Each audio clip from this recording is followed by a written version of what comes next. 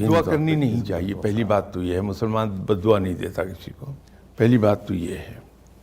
लेकिन मजलूम की आह जो है वो तो अर्श को हिला लेती है। तो इसका बेहतरीन तरीका मेरे नज़दीक तो ये है कि अगर हम पॉजिटिव हो जाए हर एक के लिए, और कहीं अगर नादानस्तगी में हमसे किसी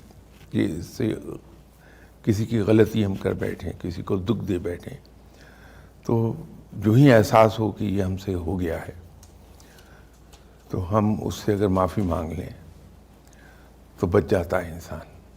जिसको आपने दुख नहीं दिया, सही सर, आपने कोई ज्यादती नहीं की, सही सर, लेकिन उसकी अपनी गर्ज आपसे पूरी नहीं हुई तो उसने आपको ऐसी बात कह दी, तो मैं तो ज़ाती तौर पे समझता हूँ कोई असर कि ये बद्दुआ काम नहीं करती है।